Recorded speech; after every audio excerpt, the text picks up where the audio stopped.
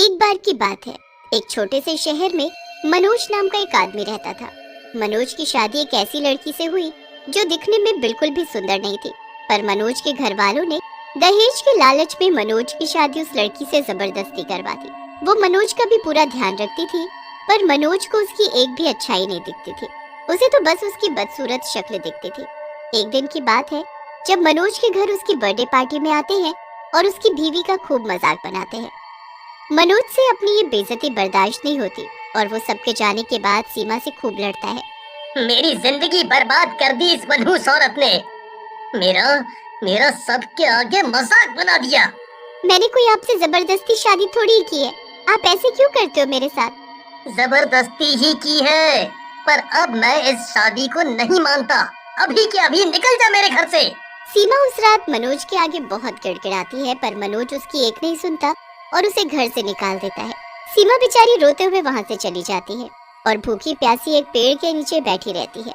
शाम के वक्त एक लड़की साइकिल पर खाना बेचती हुई वहाँ से निकल रही होती है, जो सीमा को देख वहीं रुक जाती है। आंटी, आप यहाँ बैठकर क्यों रो रहे हो? क्या हुआ आपको? मुझे मेरे ससुराल वालों ने घर से निकाल दिया। मेरे पास न रहने को जगह और न खाने को पैसे। ओह, ये तो बहुत बुरा हुआ आपके साथ। मैं अभी आई। पिंकी जल्दी से जाती है और अपनी साइकिल से कुछ खाने का लेकर आती है। पिंकी सीमा को खाने के लिए देती है। मैं ये नहीं खा सकती, मेरे पास पैसे नहीं है। मुझे पता है कि आपके पास पैसे नहीं है, तभी तो मैं आपके लिए ये खाने की चीजें लाई हूँ। वैसे भी इतना सारा खाना बच गया है, सुबह से कुछ बिका ही नहीं। ऐसा क्यों? सुबह से कुछ भी नहीं बिका? हाँ आंटी, मेरे साथ ऐसे ही होता है। मैं इतने मन से खाना बनाती हूँ और कोई लेता ही नहीं।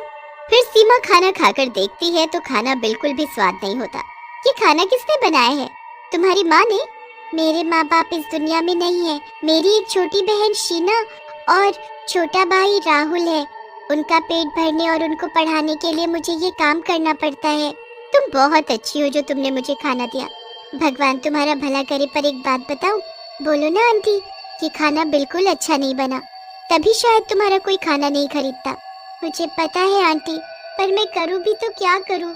अगर तुम चाहो तो मैं कल से खाना बनाकर बेचना शुरू कर देती हूँ, फिर तुम भी अपने भाई बहनों की तरह पढ़ पाओगी। क्या? सच में?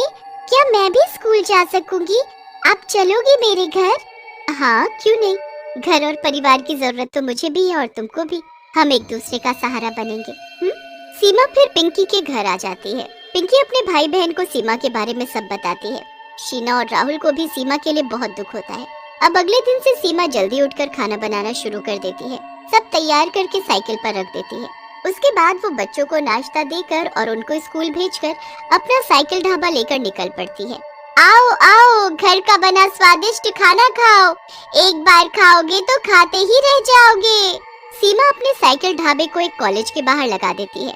देखते ही देखते वहाँ कुछ लड़के लड़कियाँ खाना खाने आते हैं। जब वो सीमा के हाथ का खाना खाकर बड़ी ही तारीफ करते हैं।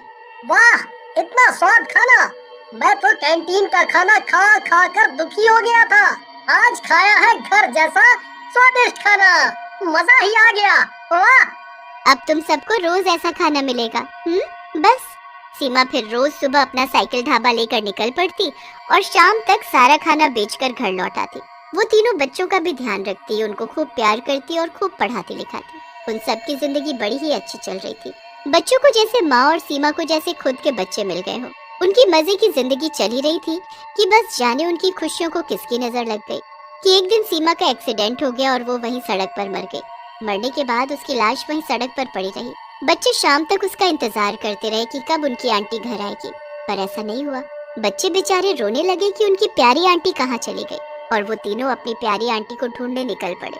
वो अंधेरी सड़क पर आवाज देते हुए चले ही जा रहे थे कि अचानक उनको उनकी साइकिल खड़ी दिखती है। आंटी, आंटी, राहुल आपके लिए बहुत रो रहा है। प्लीज बताओ आप कहाँ छुपे हो? राहुल बहुत रोता है और तभी उनके सामने एक धुआं उठता दिखता है। फिर उनको उस धुएं से अपनी सीमा आंटी आते हुए दिखती है। अब मैं कभी भी नहीं जाऊंगी बच्चों, तुम चिंता मत करो मेरे बच्चों, चिंता मत करो। तीनों बच्चे फिर सीमा के साथ घर वापस आ जाते हैं। रात को जब सब बच्चे सो जाते हैं तो सीमा उठकर बैठती है और एक भयानक शक्ल की चुड़ैल में बदल जाती है। मैं तुम सबको कैसे बताऊं कि अब मैं इस दुनिया में नहीं रही। मैं मर चुकी हूँ और एक चुड़ैल बन चुकी हूँ। चुड़ैल उठकर वहाँ से चली जाती है। वो रात भर खाना बनाने में लगी रहती है। जैसे ही सुबह होने वाली होती है, वो बच्चों को रोज की तरह उठाती है और उन्हें स्कूल भेजती है। उसके बाद वो अपना साइकिल ढाबा लेकर निकल पड़ती है।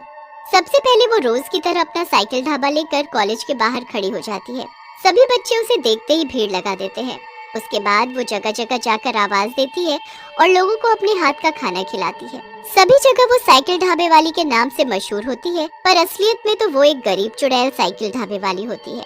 वो रोज रात को बच्चों के सोने के बाद अपने चुड़ैल के रूप में आ जाया करती थी और सुबह होते ही वो पहले की तरह इंसान बन जाती। ऐसे ही करते करते दिन निकल जाते हैं, पर किसी को इस बारे में पता नहीं लगता। फिर एक रात राहुल को बड़ी ही प्यास लगती है। वो पिंकी और शीना को बहुत उठाता है, पर दोनों में से कोई नहीं उठता। आंटी, सीमा आंटी, प्लीज मुझे पानी दे दो। राहुल देखता है कि उसकी सीमा आंटी कमरे में है ही नहीं। अरे, आंटी कहाँ चली गई? वो तो रोज हमारे साथ इसी कमरे में सोती है। मैं जरा जाकर रसोई में देखता हूँ। राहुल उठकर सबसे पहले रसोई में जाता है तो वहाँ का नजारा देख उसके होश ही उड़ जाते हैं। वहाँ तो एक भयानक चुड़ैल खाना बना रही होती है। राहुल इतना ज्यादा डर जाता है कि उसके गले से आवाज भी नहीं निकलती और वो वहीं के वहीं खड़ा रह जाता है। कुछ देर वो चुड़ैल को ऐसे ही टकटकी लगाए देखता रहता है और फिर जैसे तैसे वो वहाँ से वापस अपने कमरे में भागने की हिम्मत करता है। कमरे में जाकर वो अपनी बहनों को उठाता है। उठो दीदी, उठो, जल्दी उठो प्लीज। देखो, हमारे घर में एक चुड़ैल है। तेरी फालतू बातों से मैं डरने वाली नहीं हूँ, ठीक है? चुपचाप सो जा। मैं झूठ नहीं बोल रहा, मैं सच बोल रहा हूँ। प्लीज मेरे साथ चलकर देखो। राहुल अपनी बहनों को उठाता ही रहता है, पर वो उसकी एक नहीं सुनती। फिर अचानक से राहुल के कंधे पर एक हाथ आता है। राहुल एकदम डर कर पीछे मुड़कर देखता है तो वो उसकी सीमा आंटी होती है। क्या हो गया? क्यों डरे हुए हो? चलो चुपचाप सो जाओ। आंटी, आप कहाँ थी? मैं आपको ढूंढने रसोई में गया तो वहाँ एक चुड़ैल थी जो खाना बना रही थी। ये सब तुम्हारा वहम है। तुम नींद में होगे और उससे पहले तुमने जरूर कोई बुरा सपना देखा होगा। राहुल को अपनी आंखों पर पूरा यकीन होता है। वो उस रात सो तो जाता है, पर अगले दिन वो ये बात सीमा और शीना को बताता है। दोनों ही राहुल की बात पर यकीन ही नहीं करती और हंसने लगती है। राहुल को यकीन होता है जो उसने देखा था वो सच ही था। अब वो अगली रात होने का इंतजार करने लगता है। वो रात को बस सोने का नाटक कर रहा होता है। जब सीमा को लगता है कि सब बच्चे सो गए हैं तो वो चुपके से उठती है और एक चुड़ैल का रूप ले लेती है। उसके बाद वो किचन में जाकर खाना बनाने लगती है। राहुल भी उसके पीछे पीछे चुपके से जाता है और रसोई के बाहर जाकर खड़ा हो जाता है। मुझे पहले ही यकीन था कि मैंने कोई सपना नहीं देखा। ये कोई वहम नहीं था। सच में हमारे घर में कोई चुड़ैल हमारी आंटी के भेष में हमारे घर में रह रही है।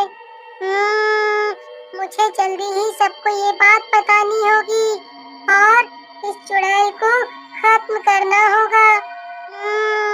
राहुल जल्दी से वहाँ से भागने लगता है कि उसके पैर के पास रखा मटका लुढ़क जाता है और चुड़ैल आवाज सुनकर पलट कर देखती है। तुम यहाँ क्या कर रहे हो? चुड़ैल राहुल का हाथ पकड़कर तुरंत उसे रोक लेती है। अगर तुमने ऐसा किया तो तुम्हारी सीमा आंटी हमेशा के लिए तुमसे दूर हो जाएगी। क्या तुम ऐसा चाहते हो? नहीं नहीं, मैं ऐसा नहीं चाहता। उनको हमसे दूर मत करना, प्लीज।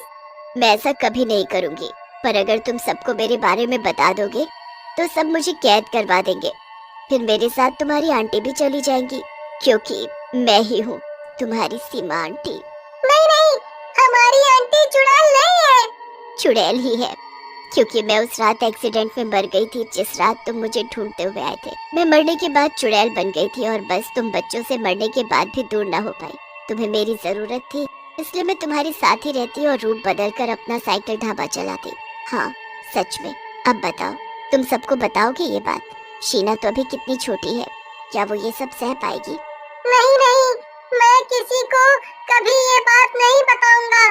बस आप हमारे साथ ही रहना। बस फिर चुड़ैल राहुल को गले लगा लेती है और हमेशा उनके साथ ही रहती है। राहुल कभी ये बात किसी को नहीं बताता और कभी किसी को इसका पता भी नहीं चलता। चुड़ैल का साइकिल ढाबा बहुत ही बढ़िया चल रहा होता है, जिससे वो बच्चों की खूब बढ़िया परवरिश करती है।